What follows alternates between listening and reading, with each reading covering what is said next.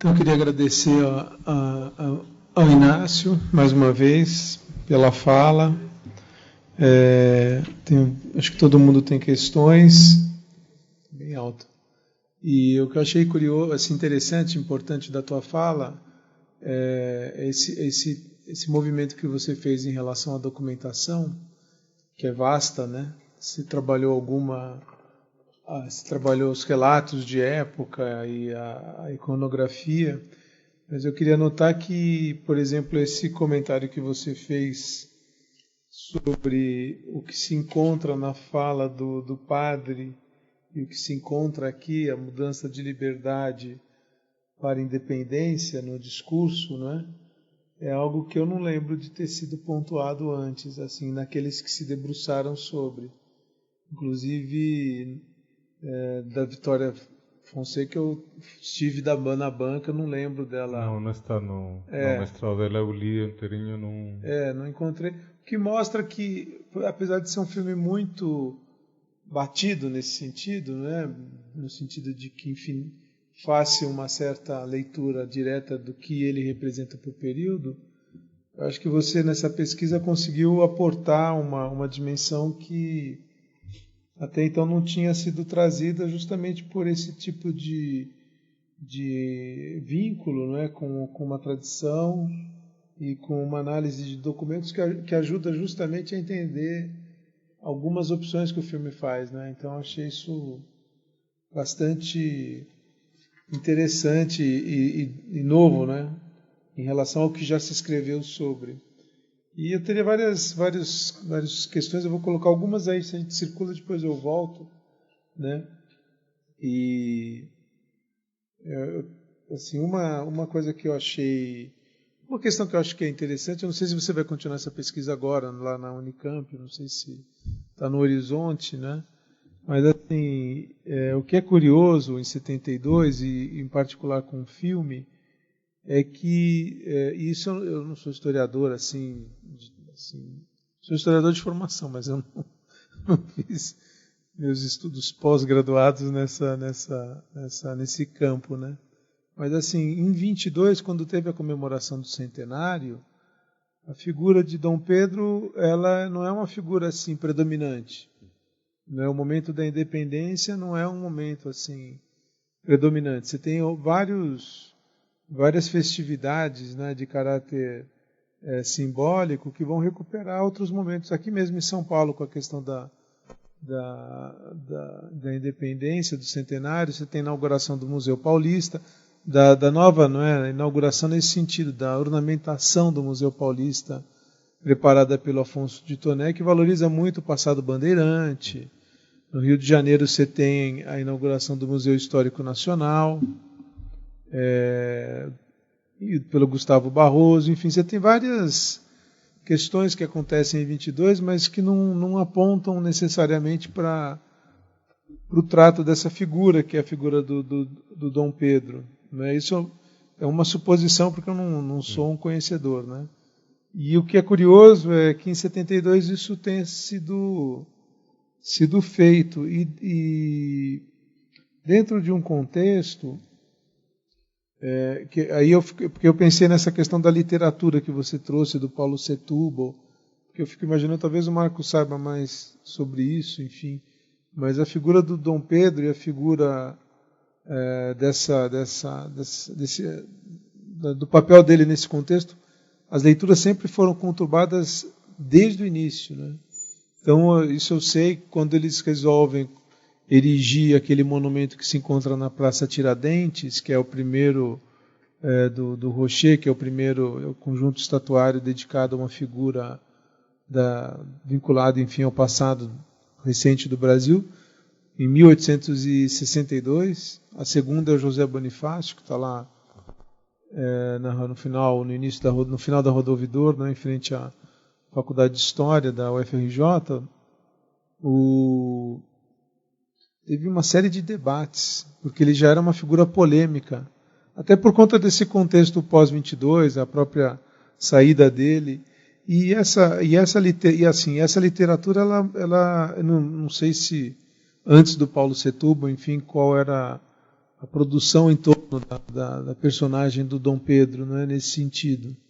Né, mas assim, esse anedotário, né, em torno do Dom Pedro é um anedotário que vem, eu acho que quase que contemporâneo aos problemas, enfim.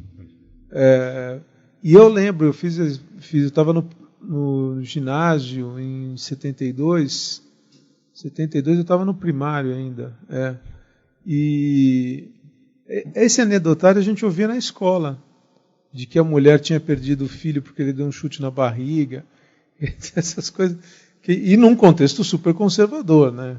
Estou falando de 72, 74, quer dizer, e um colégio super conservador também, né?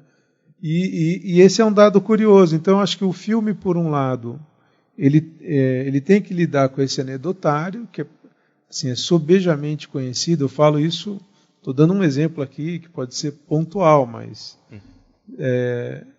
falando de uma criança, um ensino escolar, enfim, que conhecia esses anedotários, mas isso aí eu acho que tinha ampla assim, circulação, até por conta dos próprios romances. E não é à toa que antes a figura do Dom Pedro não tivesse se tornado o tema de algum filme. Tem o Independência ou Morte, que a gente sabe que é de 17, mas que não tem imagem, está perdido. Tem a reconstituição do Independência ou Morte quadro no São Paulo Sinfonia de uma Metrópole, do Kemeny e do Lustig, que eles vão falar de diferentes pontos turísticos, né, e falam do Museu Paulista, aí tem a reencenação, mas não tem destaque para a figura do Dom Pedro. Então esse é o primeiro momento, assim, de fato, né, onde você tem uma revisitação dessa figura e você ao mesmo tempo tem que lidar com essa dimensão. Né, e que no campo da literatura, eu imagino que também tenha sido amplo, de uma literatura, eu não sei em particular do Paulo Setúbal, mas assim, muitos desses escritores tinham um vínculo muito estreito com o campo historiográfico, né? Até porque o próprio, para falar do Visconde de Toné, né, que é um dos romancistas do Império, ele era também membro da Academia, do Instituto Histórico e Geográfico Brasileiro. Setúbal é membro da Academia das Letras. Não sei se isso tem alguma relação possível. Está um pouco nesse contexto de instituições reconhecidas, né, pela cultura. E ao mesmo tempo você tem acho que 72 teve, diferente de 22 também, nesse sentido que foi muito mais massiva a circulação de materiais, até por conta da comemoração do contexto todo que foi o do golpe militar. Então o filme ele tem que lidar um pouco com esse anedotário, né, e ao mesmo tempo trabalhar essa dimensão, que eu gostei dessa divisão polis e eros, né, quer dizer, então o eros está no campo do anedotário, no fundo, né, e o polis está no campo de uma certa racionalidade política, né, que é preciso recuperar em relação a essa personagem do Dom Pedro, né? E que acaba, eu acho que a fala do José Bonifácio ao final, ela um pouco procura fechar esse sentido, né?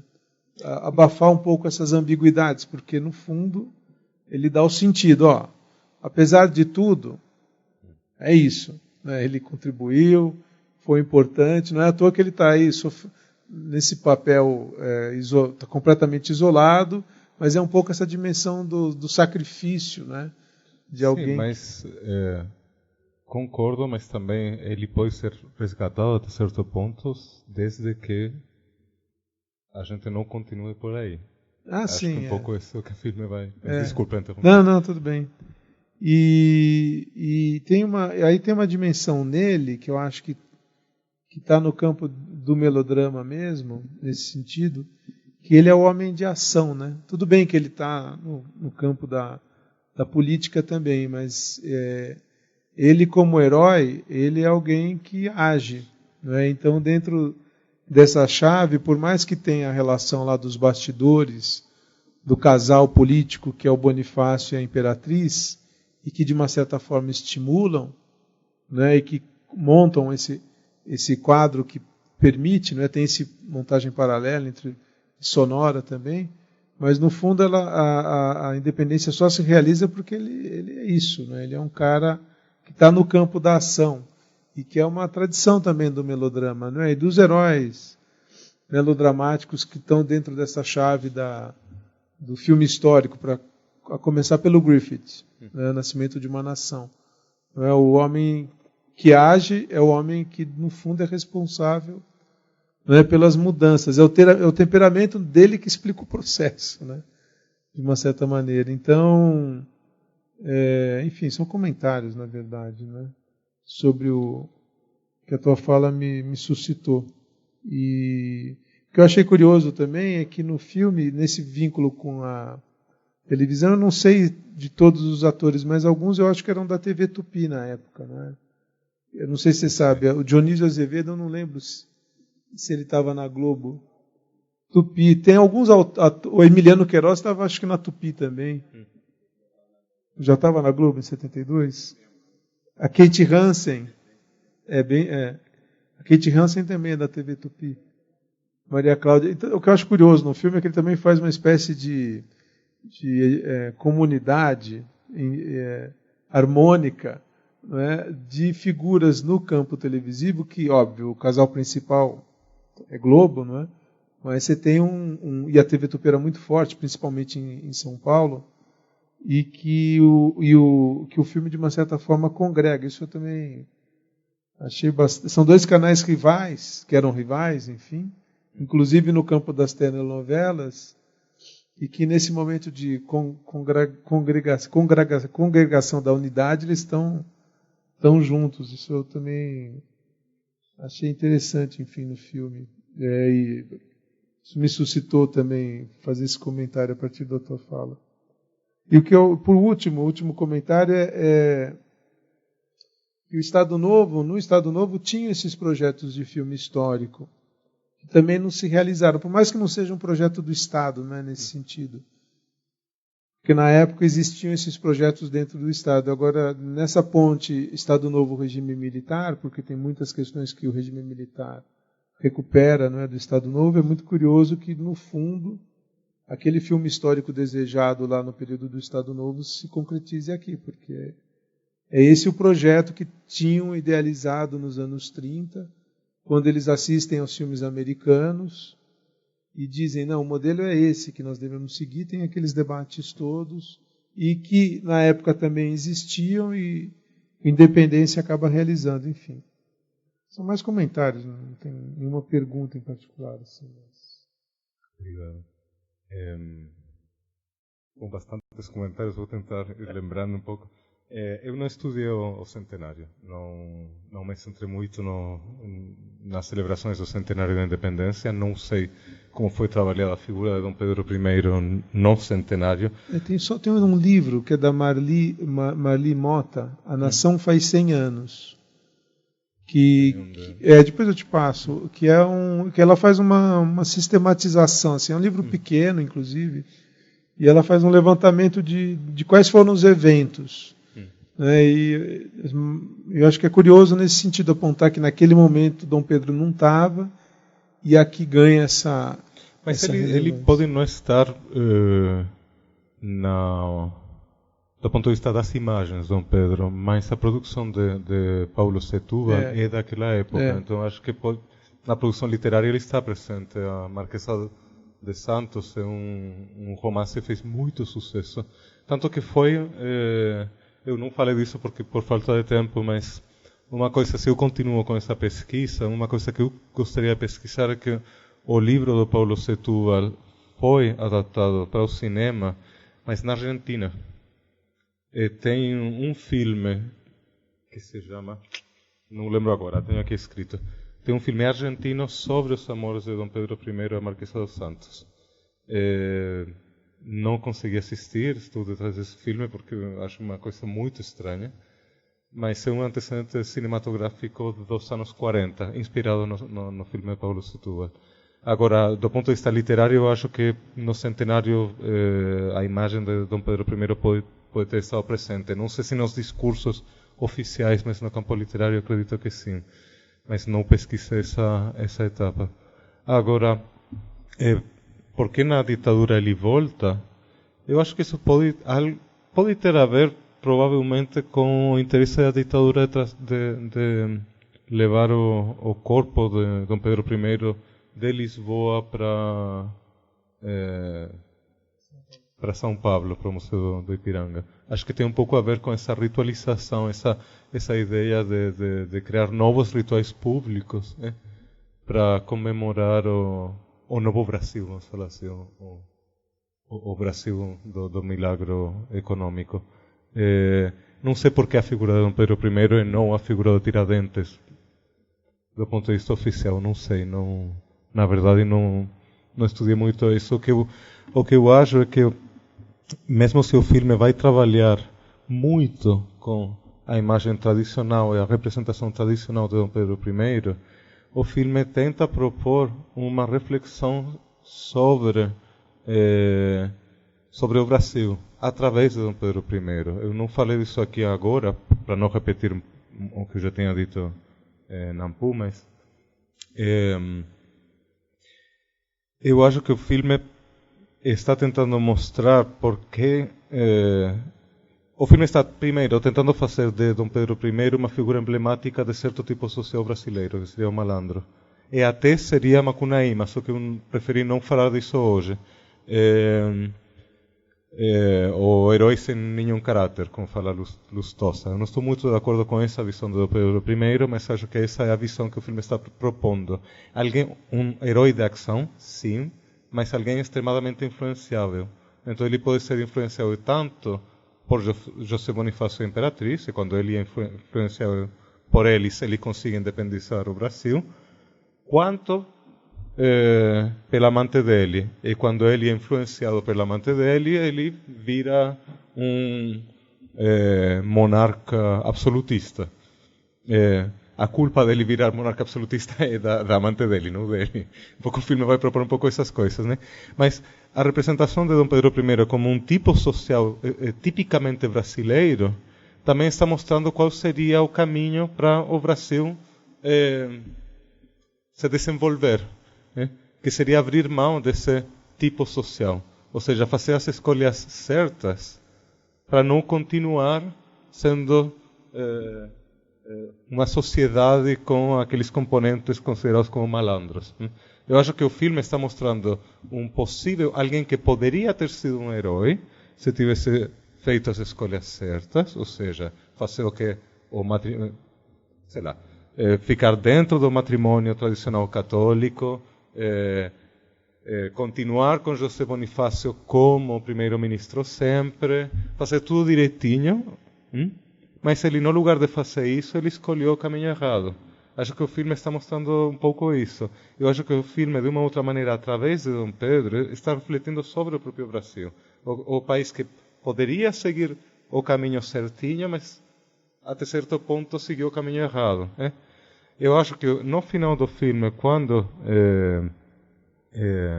José Bonifácio volta a aparecer, porque ele tinha sumido, e ele volta a ser o responsável do desenvolvimento do país, e que nesse momento o filme está apontando para esse retorno para o caminho certo, né? Com o afastamento de Dom Pedro I.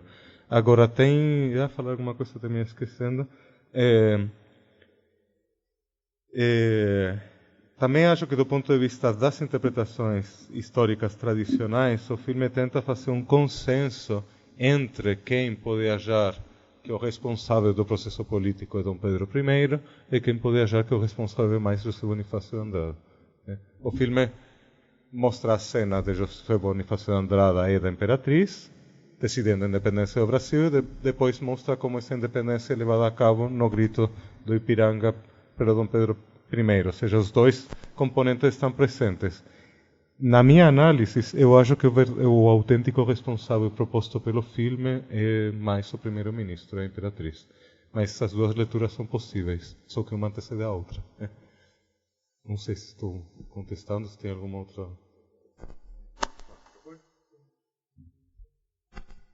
Então, estou procurando aqui umas coisas para confirmar uma... Eu acho que a figura do Dom Pedro é resgatada na passagem do Império para a República. Durante o Império, ele era uma figura muito polêmica.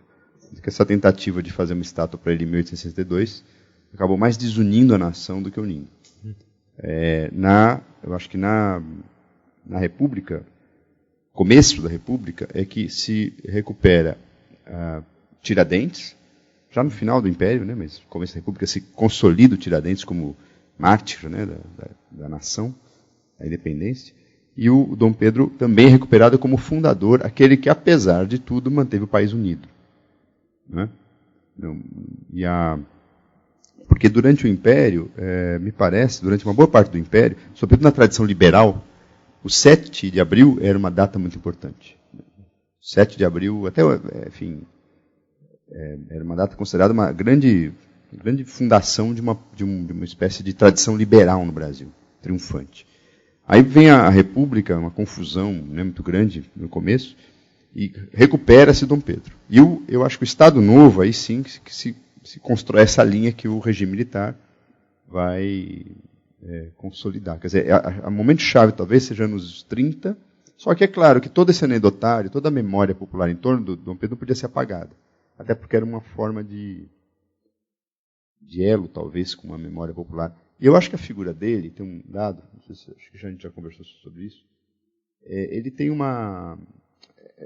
aquela sequência com os escravinhos, né, é muito importante, porque toda a tradição autoritária brasileira ela vai se constituir na ideia da democracia, não da democracia racial, sim, mas sobretudo a chamada democracia social. Isso também vem dos anos 30. A ideia de que você não precisa, o Brasil tem uma democracia social desde a sua fundação, e que a democracia política, ela acaba pondo em risco esse convívio das diferenças, porque aí começam a surgir as particularidades e os conflitos. Então é uma coisa meio estranha na tradição autoritária brasileira separar democracia política e democracia social. Essa é a fala do Estado Novo, né? O Getúlio, inclusive, tem muito essa figura do sujeito que agrega, o simpático, meio malandro. Tem uma tradição, né? E é interessante que isso reapareça na época do regime. E uma coisa que eu queria comentar, porque a gente já chegou a conversar informalmente, mas é interessante que me parece que há uma tentativa de fundação daquilo que a gente chamava naquela conversa que a gente teve há muito tempo aí, da mitologia da independência. É uma espécie de mitologia oficial, que não deve ser confundida com a história oficial. Eu queria algum dia escrever sobre isso, porque acho que são 3 instâncias da memória: a mitologia oficial, a história oficial e a memória dominante. São coisas que interagem, mas não... Eu acho que aí tem uma tentativa, talvez, de uma mitologia da independência, que tangencia a história oficial, mas que não necessariamente fala a mesma coisa, porque a história oficial precisa ser mais moralista, ela precisa dar exemplos, né? Mas, ao mesmo tempo, ela tem que preservar algo que é uma espécie de patrimônio de todas as facções e que está no plano da mitologia, quase, ou seja, fora provavelmente da história como conflito, né? Como produção de rupturas, né? Marcos, a gente falava pode ser que, agora estou pensando a partir do que você acabou de falar, será que, pergunta, será que do ponto de vista da polis, o filme está seguindo um pouco uma história oficial, do ponto de vista da representação dos personagens, a representação dos reis, a representação de Dom Pedro I, etc., da amante dele. Uma cultura popular, está mais talvez, dentro de uma mais mitologia. Mitologia, ou talvez dentro de uma espécie de memória popular que está ancorada no melodrama. Né? Porque são soluções melodramáticas, né? Triângulo amoroso, renúncia, né?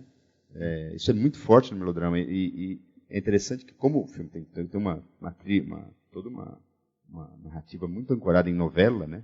Que está no auge no Brasil nesse momento, né? Eu acho que tem talvez uma dupla, porque até foi interessante que aqui você não mostrou, mas na aula que você deu para a minha disciplina, você comparou os dois, né? O Santo da Espada e o... É ótimo, né? Porque no Santo da Espada essas coisas não funcionam. É uma narrativa quase... É uma hagiografia, não é um melodrama. Né? O filme fica muito mais insosso que esse, né? O filme argentino, né? Que Santo da Espada. Mais chato. Exatamente, né? Aí então, tem um componente melodramático, e aí eu acho que também é interessante, porque no melodrama essas coisas vão... Que hoje, quer dizer, é interessante que a leitura desses fatos na era pós-FHC não está tanto no registro do melodrama, mas no registro da farsa. Né? Se a gente pegar o Quinto dos Infernos, o Carlota Joaquim, não tem melodrama, ele tem farsa. Quer dizer, o Brasil não deu certo porque nasceu como farsa. Os personagens são caricatos. Aí tem a mistura um pouco da caricatura, mas o que predomina acaba sendo o melodrama. Né? E aí talvez isso, a Polis e o Eros, né, eles ficam nesse duplo. E talvez por causa disso o filme tenha dado certo, enquanto audiência, não enquanto projeto estético, talvez, mas enquanto audiência mesmo, ele deu certo. Né? Um filme que entrou na memória, foi visto por milhões de pessoas. Né? Eu acho que esse equilíbrio entre algo que era muito comum nas novelas e uma tentativa de uma história oficial contrabandeada, que está um pouco no plano dessas falas muito didáticas, né? Enfim, quer dizer, se um filme não teve uma fatura estética, ele conseguiu conciliar, ao seu modo, esses... Porque isso era repetido na escola. É uma época realmente que a gente aprendia desse jeito. Né? A Inconfidência prepara a independência. Embora fossem diferentes, elas estão numa linha de continuidade. Isso aparece um pouquinho de maneira diferente, né, já no Varhagen, mas lá é diferente. Lá ele diz, olha, ainda bem que a Inconfidência não deu certo, porque ela permitiu a independência. Agora, na história oficial dos anos 30, sobretudo, a Inconfidência demonstra uma vocação, uma espécie de sentido histórico que vai se construir na independência de maneira muito mais correta. Né? Mas ambos são momentos heróicos. Ao contrário do Varhagen dizia que não, a Inconfidência, se desse certo, o Brasil implodiria, né? Como nação. Agora, no século XIX é isso, a memória de Dom Pedro não é boa, ela vai sendo recuperada como fundador muito, muito depois 30, 40 anos depois da abdicação, que é visto como um grande momento. Ele é visto como um rei português, sobretudo pelos liberais, não é como um fundador do Brasil, é interessante isso. 7 de setembro, se não me engano, ele via uma data importante muitos anos depois. Né? Realmente. O dia mais importante era da coroação, né? Não tanto do grito. Foi sendo construído depois. Né? O filme tenta fazer a ponte entre os dois momentos. Oi? O filme faz a ponte entre os dois momentos. E faz exatamente, uma elipse direta. Né? A coroação era a grande data. Né?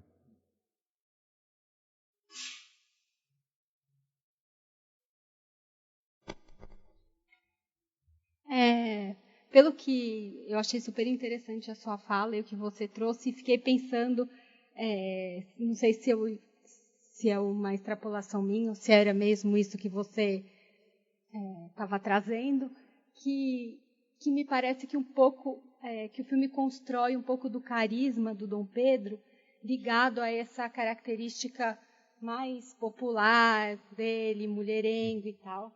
E aí, me parece que me chamou a atenção no momento que ele anuncia a separação da amante, que existe uma mudança de vocabulário, de gestual dele, como se ele aí tivesse passado para o lado do comportamento político e abandonado o comportamento erótico. E é engraçado que também na seleção que você trouxe, logo em seguida vem uma fala dele em que ele fala que ele não tem mais o povo com ele, então ele precisa renunciar. Então, eu fiquei achando que, por um lado, tem essa responsabilização do Dom Pedro pelas coisas que dão errado, pelo comportamento erótico dele, mas, por outro lado, como talvez essa atitude racional e fria também não dessem os frutos que fossem esperados e tal. Então, isso é uma coisa para discutir assim que eu fiquei pensando. E outra coisa é a questão da inversão da narrativa fundacional, que você também traz, que eu não sei muito bem, porque essas narrativas fundacionais sempre têm um percalço grande, assim, sempre, na verdade, nunca é uma coisa tão fluida assim. E que no final, apesar de tudo, é engraçado a fala também, apesar de tudo, ele conseguiu manter a gente unido, e aí tem a cena dele com o filho no colo, né? Que uma coisa parece que meio fundamental para a narrativa fundacional é ter uma criança no final que garanta a sequência da nação. Então, a partir daí, o país vai continuar existindo. Tipo, se não tivesse dado esse fruto, aí talvez seria o fracasso da narrativa fundacional ou do projeto de nação. Não, o filme é uma narrativa fundacional. 100%. o que não está... O filme, sendo uma narrativa fundacional 100%, o filme vai desconstruir, do meu ponto de vista, a ideia de Sommer de um casal erótico que vai a servir como metáfora, ou mais que metáfora, como alegoria, obrigado, alegoria da nação. Ou seja, sem dúvida que Dom Pedro II é o fruto daquela narrativa fundacional. E é justamente a ideia da continuação do Brasil encarnado em Dom Pedro II, sem dúvida. Mas o casal fundacional não funciona tão bem assim no filme, sabe? Você não tem um casal romântico, um casal erótico, que vai servir como alegoria do processo político. Você tem um casal erótico que vai, em algum momento determinado, a atrapalhar o processo político. E se você vê o fruto o fruto que vai permitir a continuação do projeto do Brasil como narrativa fundacional, Dom Pedro II, não é fruto do amor de Dom Pedro I com a Marquesa de Santos, é fruto do matrimônio que deu errado. Sabe? Então, eu acho que o filme, se no filme, eu sei que seria fazer muita ficção, porque o filme tem de uma outra maneira que respeitar a tradição histórica, etc. Mas, se no filme Dom Pedro I fosse um cara totalmente apaixonado pela mulher oficial dele, e os problemas que eles podem ter são problemas para ficar juntos, eles têm que se afastar por questões políticas, mas vão voltar a estar juntos no final, ou no final ela vai morrer, mas ele vai continuar amando ela eternamente, etc. Nesse caso, poderíamos ter uma alegoria entre um espaço e outro. Mas no caso de Independência ou Morte, mais Dom Pedro fica perto da Marquesa de Santos, mais errado dá o país. Então acho que não tem uma alegoria entre uma construção e a outra. Acho que tem processos que vão um pouco em contra. E a primeira que você tinha falado era... Desculpa.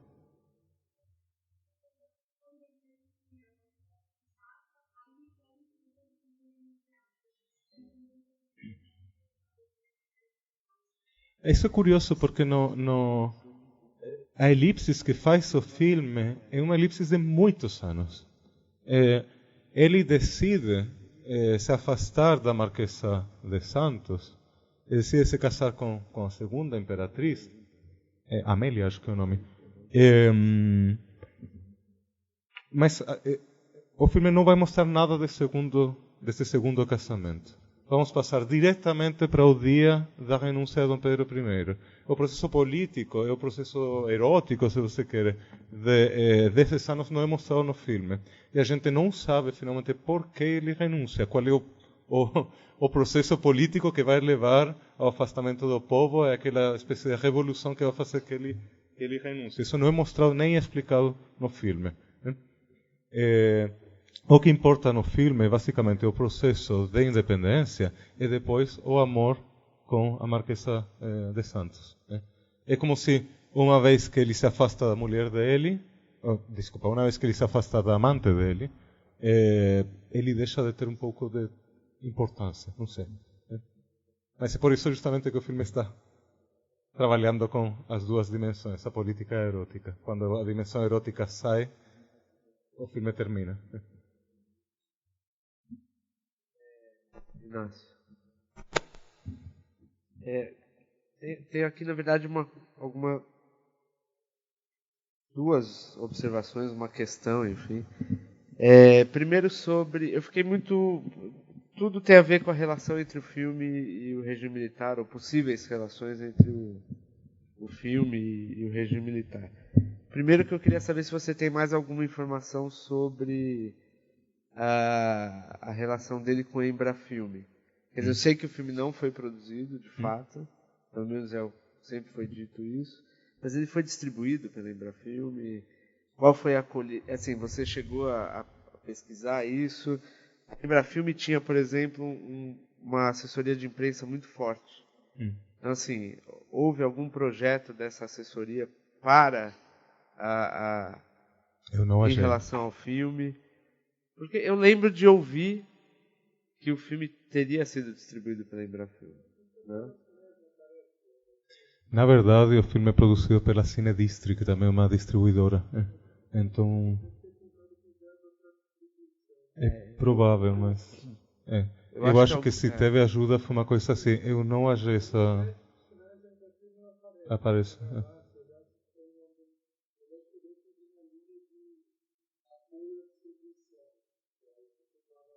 Vários filmes.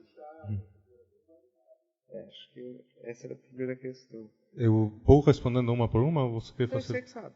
Não, eu sou bem curto sobre a Embrafilme. Eu não achei informação, procurei bastante, não achei informação sobre isso. Pode ser que tivesse alguma microajuda de distribuição. Agora, a Cinedistri, que é a produtora do Massaíne, era também uma distribuidora. Era primeiro uma distribuidora, depois uma produtora. E, curiosamente, a Cinedistri vai falir por conta da Embrafilme, porque o negócio deles era a distribuição. Quando a Embrafilme começa a distribuir e começa a ocupar a maior parte do mercado dos filmes nacionais, a Distrifilm tem que fechar, mas isso é depois, isso é mais comecinho dos anos 80, finais dos 70. Agora, teve ajuda indireta, sem dúvida, ou seja, o fato de conseguir filmar no Itamaraty, poder filmar no solar da Marquesa dos Santos, ter um ministro que vai na estreia oficialmente, ter o escrito aquele o telegrama do Médici, o convite para Alvorada. O filme tinha sido censurado para 10 anos e ficou com censura livre. Teve apoio. Agora, na produção, oficialmente não. Pode ser que um pouco na distribuição. A segunda questão é sobre a TV. Eu fiquei pensando aqui que talvez valesse um investimento analítico maior em relação aos vínculos do filme com a televisão. Porque é isso, acho que tem realmente muitos atores, muitas atrizes, tem uma linguagem de novela, mas assim, ficam inquietações assim para mim. Por exemplo, o filme ele passou na televisão, qual foi a acolhida não, estou dizendo, mas acho que seria interessante pensar assim, porque a gente sabe que existe um bloqueio histórico da televisão em relação ao cinema brasileiro. Então, assim, esse filme passou quando? Em que condições? E eu estava comentando aqui com o Marcos que uma coisa que me impressionou muito não sei se você conhece aquele livro do Carlos Fico, O Reinventando o Otimismo. Não. Onde ele analisa os comerciais feitos por agências de publicidade para o regime militar.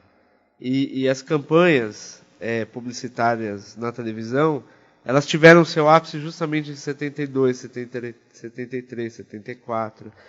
Rapaz, as imagens são muito parecidas. Elas são, eu diria assim, que tem imagens aí idênticas. Eu lembro de um comercial que tem o Tiradentes.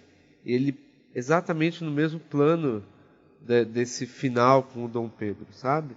Então eu fico pensando até onde esse filme não influenciou ou foi influenciado, enfim, por uma concepção, por uma representação de história que já era identificada na televisão como uma representação a favor do nacionalismo do regime militar.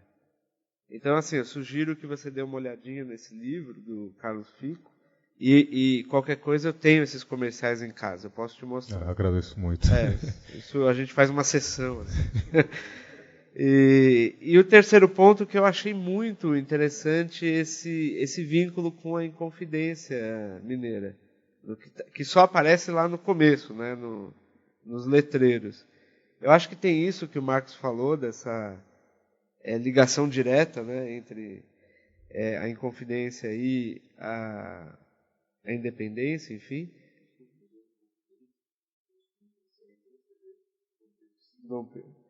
Então, acho que tem essa ligação direta, mas eu acho que ele também é um indício.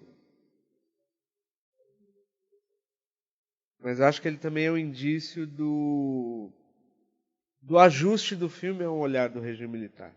Né? Eu acho muito impressionante o quanto a figura do Tiradentes está em disputa no Brasil dos anos 60 e 70. né? Isso sempre me impressionou muito, quer dizer, porque você tem essa figura do Tiradentes sendo forjada desde a República, do Estado Novo, e que alimenta a visão do Tiradentes aqui para a direita, enfim, para o Estado, tá certo? Mas você tem a figura do Tiradentes do Teatro de Arena, do Centro Popular de Cultura. Então, eu não acho assim tão banal o fato dessa ligação ser feita, sabe? Essa ligação reforça um vínculo, um determinado vínculo de retomar essa figura histórica dentro de um projeto que o regime militar está evocando. Então, acho que seria legal pensar um pouco essa figura e essa ligação.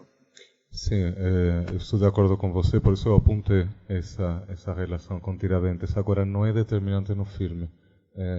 Acho que o filme, a única menção a Tiradentes é aquela legenda, sabe?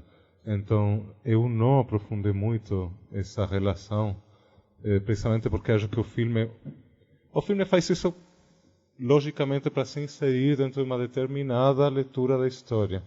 Mas não sei se isso, fora dessa inserção numa determinada leitura, não sei se isso na história que o filme está propondo é finalmente tão importante, sabe? É a única menção que é feita. Mas sem dúvida é uma maneira de se inserir. Totalmente de acordo. Eu agradeço muito as dicas pela TV. Eu não trabalho com TV.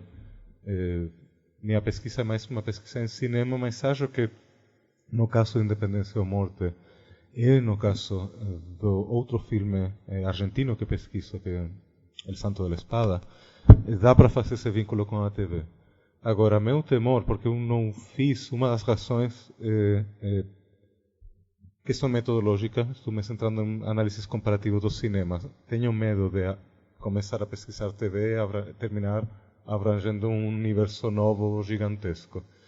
E também porque não é minha área, não conheço também qual é a lógica interna da televisão. Agora, no caso de Independência ou Morte, tem uma relação, sem dúvida, com as telenovelas, mas também tem uma relação com... o filme está muito relacionado com os filmes que já tinha feito antes Carlos Coimbra. Ou seja, o filme se preocupa de trazer até a tela do cinema atores da TV, isso é verdade. Mas também o filme trabalha muito com outros atores que já eram atores tradicionais dos filmes do Carlos Coimbra. Então não é só uma relação com a TV, também uma relação com os próprios filmes da Cinedestri.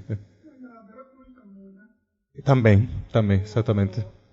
Duarte, quer dizer, tem vários atores, né, representativos, iconográficos da Vera Cruz, né, o Samuel Duarte, o Abílio Pereira de Almeida, que além de argumentista e roteirista, ele também trabalha como ator no filme. Então, acho que tem uma tradição também do cinema paulista que está bastante importante, está bastante presente nesse filme, né? Sim. Tradição dos filmes históricos da Vera Cruz e de um cinema também industrial, espetacular, que a Vera Cruz preconizava, que ele recupera também, né? Tanto que você pode ver esse filme como talvez uma recuperação da Vera Cruz, né? Eu acho que esse filme é uma espécie Eu trabalho um pouco mais nessa linha que você está propondo aí. Eu acho que esse filme é mais uma produção paulista que tenta revitalizar ou reforçar a Cinedestri, o caminho de produção em São Paulo. E acho que é uma produção que está trabalhando muito mais em um diálogo com essa tradição. Não é só um filme de atores da TV, é também um filme que tem uma base em uma produção prévia, que é uma produção paulista. Carlos Coimbra é um cineasta de São Paulo, de Campinas.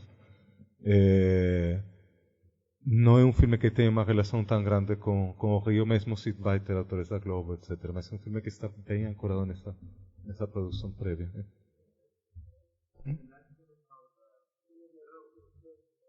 Não, eu concordo contigo. Acho que tem que tomar um certo cuidado metodológico, senão começa a abrir, enfim. E não, você vai e não volta mais. Mas eu acho que tem uma coisa aqui muito impressionante, que são esses comerciais. É uma coisa pontual mesmo.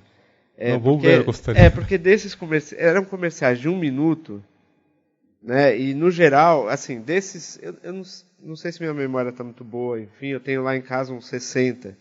desses 60 tem 2 ou 3 que retomam a questão da narrativa de fundação, sabe? São pequenas sínteses, assim, Tiradentes indo para a forca, e aí um recado. Né? Acho que tem até uma referência ao Dom Pedro. Então, alguma marca, ou aquilo deixou para o filme, ou o filme deixou para aquilo.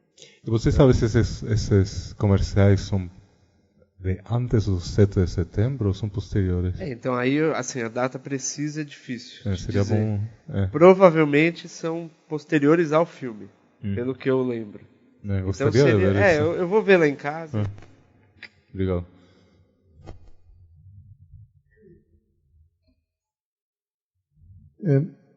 Pode.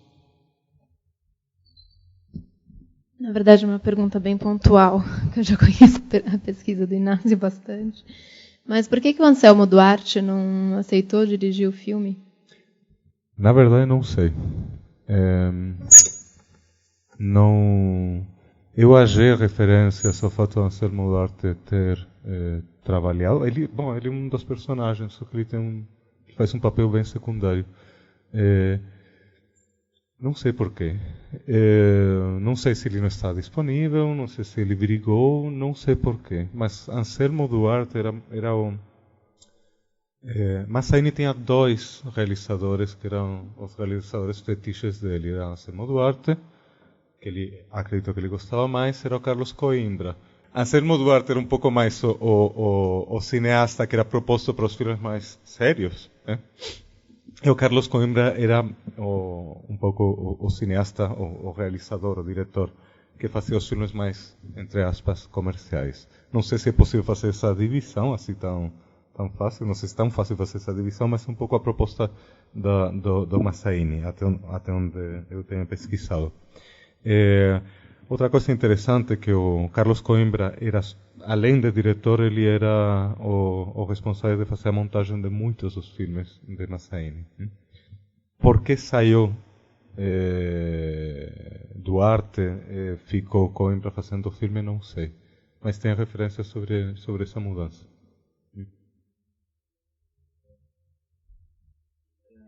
Você comentou que os romances não estão creditados, né, no filme. Eu não achei nada disso. Agora, essas referências iconográficas, elas estão creditadas ou não? Em algum momento, não lembro. Se no final tem alguma referência. Não sei. Eu não... Na verdade, eu não vi. Mas digo, no filme, nos créditos do filme. Eu li os créditos do filme, não achei nada de Setúbal, não achei nada. Não tem uma cópia maravilhosa como para conseguir ver cada uma das letrinhas, mas eu não achei nada. Eu li muitas vezes para tentar achar alguma coisa, não achei.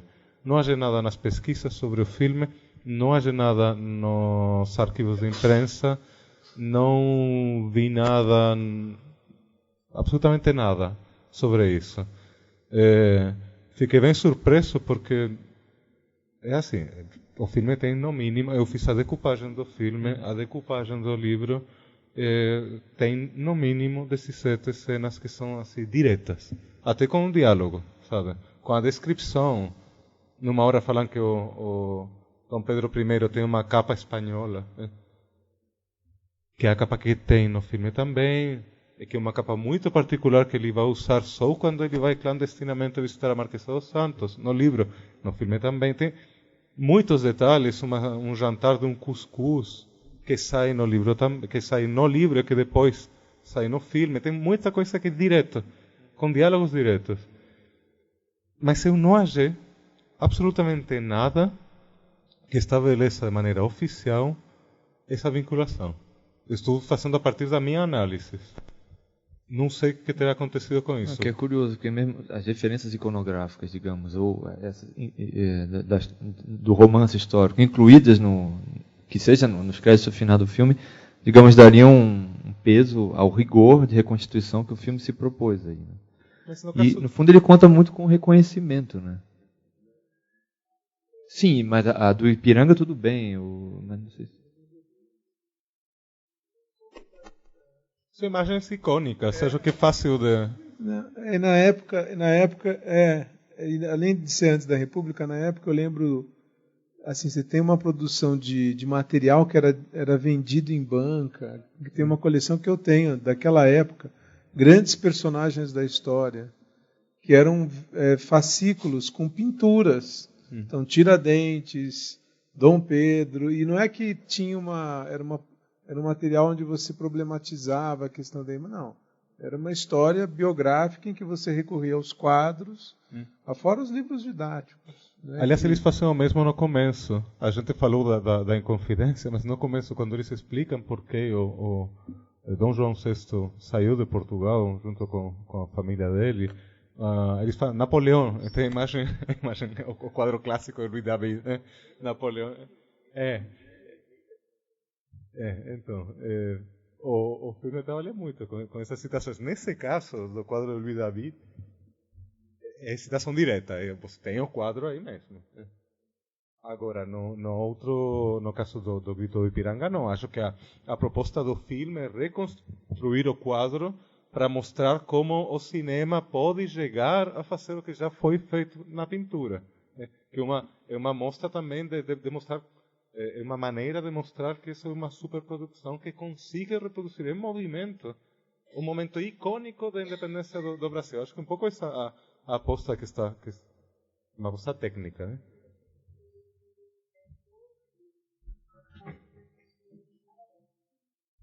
Responde um pouco ao fato também das pessoas acharem que nas pinturas históricas você teria a verdade. Sim. Né? Então, ao reconstituir aquilo, ele estaria trazendo essa verdade de novo, e que também é um aspecto muito problemático. Né? É verdade, eu concordo com você. Acho que o filme está procurando também uma legitimidade histórica, citando uma fonte e também visual. acho que eles partiram do pressuposto que aquilo está tão entranhado no imaginário brasileiro que você não precisa nem dar os créditos, não no caso da literatura, mas no caso da pintura, porque, como disse o lado, qualquer um de nós, quando estudava história, se deparava com aqueles quadros, né? Quer dizer, a nossa visão da história, de tudo, Debré em tudo, né? Também a parte da escravatura, era tudo em cima dessas imagens consagradas. Então, bom, aí os direitos autorais ainda não eram uma coisa tão ferrenha como hoje em dia. Então, acho que se apropriaram. Agora, em todo caso, quando o Renato estava falando, tem um filme, mas está citado no livro do Jean-Claude, que ele fez sobre o caso Tiradentes, de Tiradentes também, que foi feito por um diretor de telenovela, que era do SBT. Agora eu não me lembro. Com atores do SBT. Quer dizer, então, era um pouco comum na época eram da Tupi.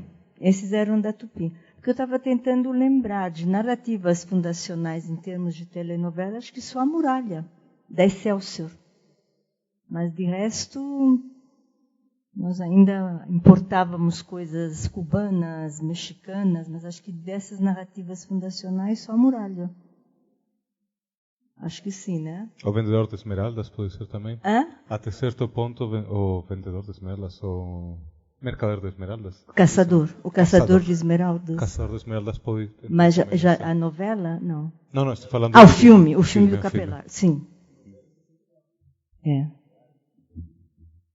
A Muralha, né? A Muralha foi um grande sucesso, o Lima Duarte, né? Foi realmente...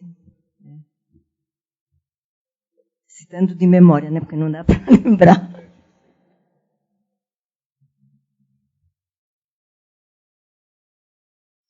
O que eu ia falar? Eu acho interessante pensar essa questão do filme como um projeto, no fundo, de reafirmação de um certo cinema paulista. E se você pensar esses filmes históricos, mesmo os Inconfidentes do Joaquim, então, óbvio, tem outras questões em pauta, mas assim, no caso mesmo do próprio Joaquim, tem toda uma relação com Minas Gerais, na própria filmografia. Você tem a Rebelião de Vila Rica dos Irmãos Pereira, que também são mineiros. Tem o Sim a Moça, e é curioso ver esses filmes, essa chave de filmes nacionais, mas que no fundo tem um ponto de partida muito regional, né? Muito local, na verdade. É um mascarado nacional, né?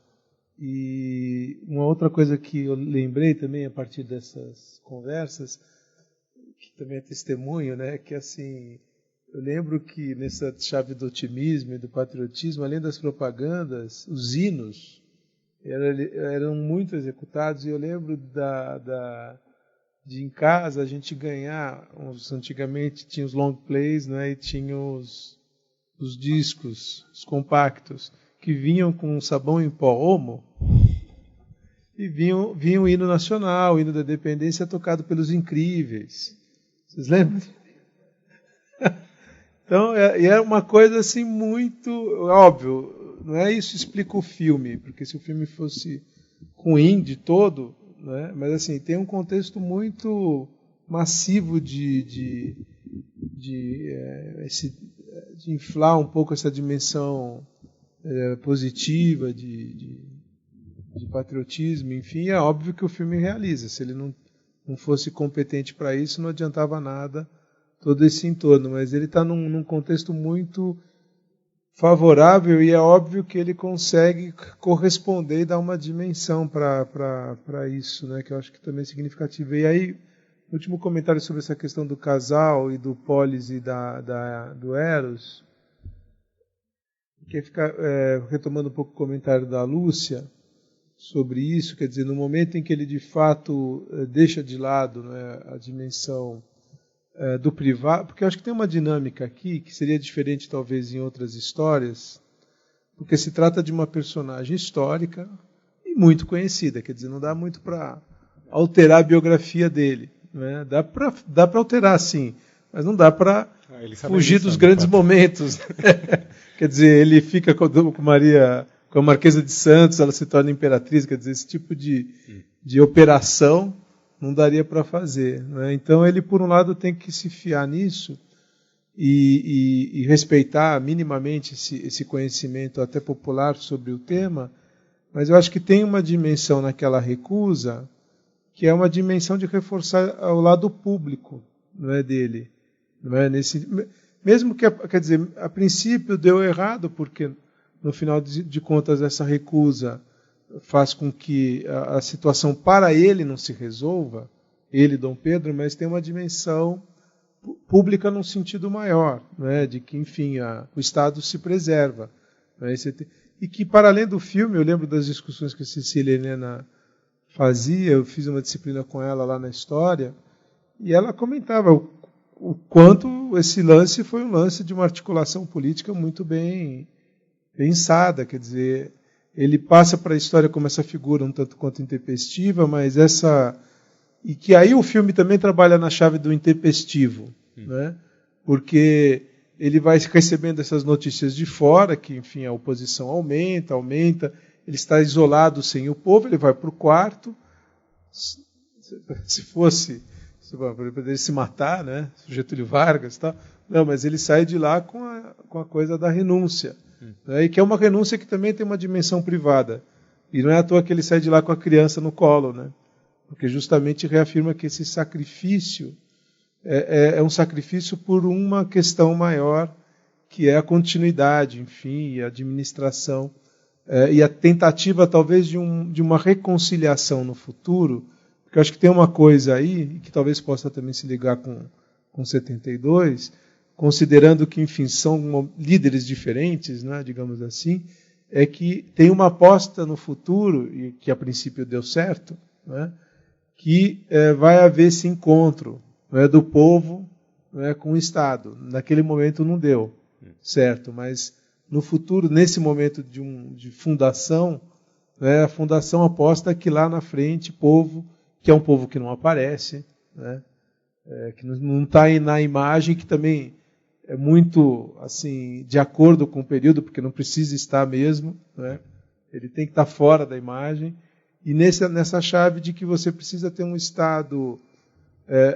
que de fato onde prevaleça a razão, né, pública, para que de fato possa haver esse reencontro. E aí ele é penalizado, mas ele é o cara que de uma certa forma encontra o caminho nessa perspectiva, né, de falar, não, a administração do bem público precisa coincidir com um certo tipo e essa mudança de chave, né, porque pelo filme ele se despede da Marquesa e já salta para o Já salta para o momento. Inclusive, você fica na dúvida se o plano é o plano onde ele está com a Marquesa ou se é o plano futuro, não, né? Tem... Já está no futuro. Então é isso, tem uma dimensão da razão pública que faz com que essa dimensão do privado não tenha espaço, né? Ainda mais nesse contexto. Porque aí você pode falar,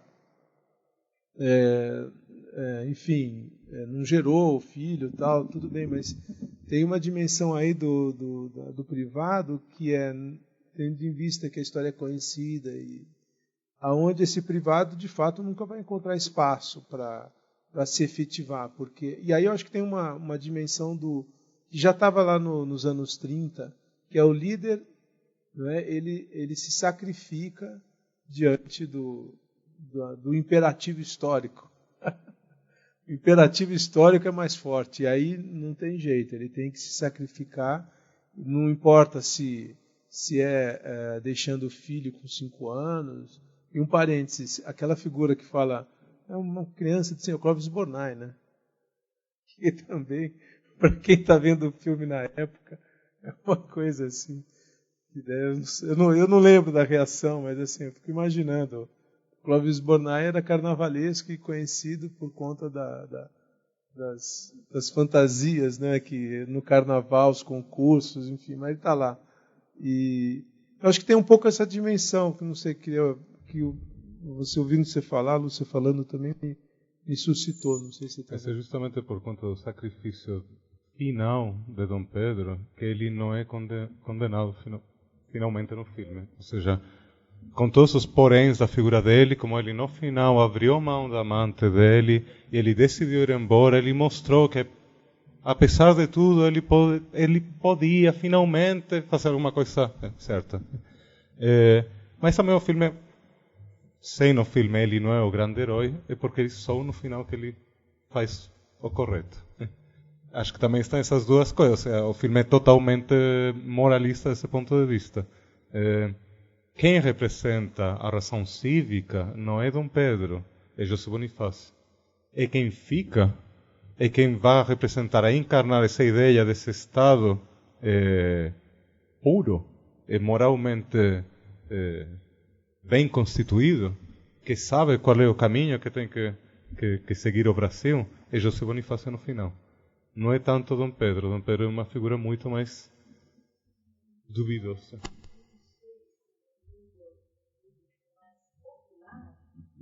Na verdade, não seja a figura de Dom Pedro que se imponha. Porque eu me lembro de ter assistido o público com as plateias aplaudindo. Aplaudindo. Realmente era uma coisa muito pouco, né? Era fora do comum, ninguém ficava aplaudindo o filme. Aplaudindo, e eu acho que a figura dele e a escolha do casal central de atores, para um nível popular, digamos, sem essa sofisticação de análise que a gente pode fazer, né? Pegou muito. Pegou muito. Quer dizer, então, eu não sei se, para uma população mais simples, ele não sai enaltecido. Porque, embora, claro, você tenha dito, talvez a produção não tivesse dinheiro para mostrar um navio inteiro, mas é sintomático como aquela vela vai se enfunando, criando um pano de fundo. E acho que aquilo dá uma estatura para o imperador naquele momento. Acho que aquela tomada ela foi muito inteligentemente pensada. Porque lhe dá uma estatura de herói. Não sei, parece que cria uma tela atrás dele, um pano de fundo pela qual parece que ele entra na história. Não sei, me deu um pouco essa impressão. Já. Já. Exato, mas isso que eu estou pensando. Exato, é isso que eu estou pensando, que na verdade dentro de uma ótica mais popular, eles eram um verdadeiro casal. Eles são o casal do filme, sem dúvida. Sim, o que acontece que não porque eles eram o casal da TV brasileira, não tem nem como. Já tinha tido Irmãos Coragem, já tinha tido todas as grandes novelas. Mas já que entramos na ótica popular, também a gente não tem que esquecer uma coisa. Eu não mostrei o filme inteiro, por isso é um pouco difícil falar assim abstrato. Mas dentro da ótica popular tem uma coisa que é totalmente condenada, é que aparece no filme, pela qual Dom Pedro não é um herói. Dom Pedro é totalmente influenciável pela Marquesa dos Santos. dentro da óptica popular, dentro da óptica do filme, na verdade, você tem uma mulher que está dominando um homem, que está conseguindo que esse homem faça absolutamente tudo o que ela quer. O filme é isso. A segunda parte do filme é isso, basicamente. Ela quer ir na igreja, ele faz questão de ir na igreja. Ela quer que ele reconheça o filho que eles têm, ele reconhece. Ela quer ser marquesa, ela vira marquesa. Na óptica popular, isso logicamente é condenado. E no filme também.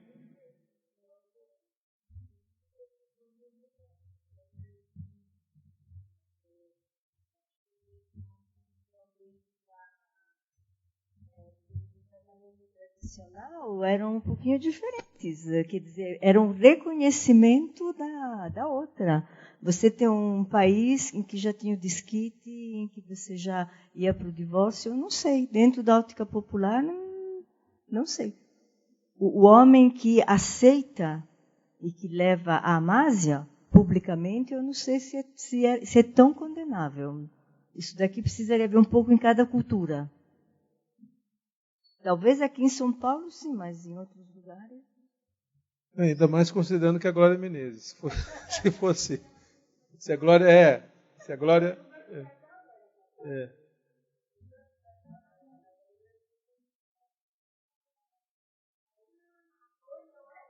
Não, eles eram casados. Eles eram casados na época. Uma das brincadeiras que tem naquele momento...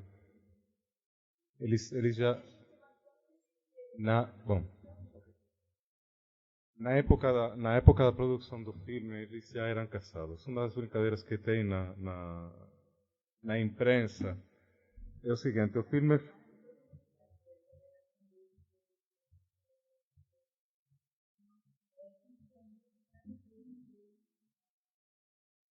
Bom, o que eu estava tentando dizer é que na imprensa da época tem uma brincadeira que faz o Tarcísio Meira com Médici por conta da censura do filme. O filme tinha sido, no começo, censurado para maiores de 10 anos, depois foi censura livre.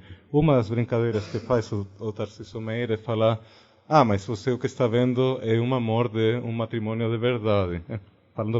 Fazendo referência ao vínculo matrimonial que existia já na época entre eles dois. Se ela era casada antes, não sei. Na verdade, não sei. Nessa época, eles já eram casados. Posso garantir. Sei lá. Não sei quem fica... Eu não trabalho com estudos de recepção. Não sei se ele é enaltecido para o público popular ou não. O que aponta, na minha análise do filme, é que... o personagem não se dá tão bem no final. A avaliação dele no final, segundo a minha análise, é dúbia.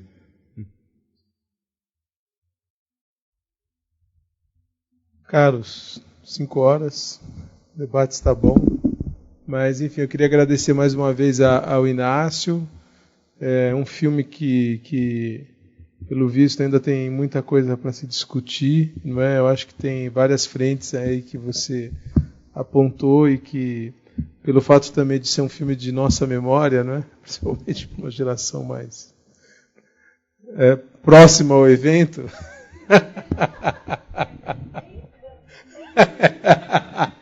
é que nem o piano ele tem uma história só rapidinho, que é uma homenagem aos 70 anos de vida dele, então ele teve que fazer teve aposentadoria compulsória e fizeram uma homenagem na história. Aí teve uma mesa, ele comentando, enfim, da época que ele era estagiário no Louvre, que a sessão de Antiga, na época, era uma sessão que não tinha eletricidade, né, luminosidade artificial, então funcionava conforme os horários, né, do dia. Né, e aí ele parou um pouco e falou: não, eu nasci na época em que a energia elétrica já existia. Porque um público de 18, 19 anos, 20, né, 70, enfim, então também tem muita imprecisão da memória né, de quem está lá, mas eu acho que a sessão foi bem produtiva. Agradeço você, Inácio, e encerrar com uma salva de palmas, não é?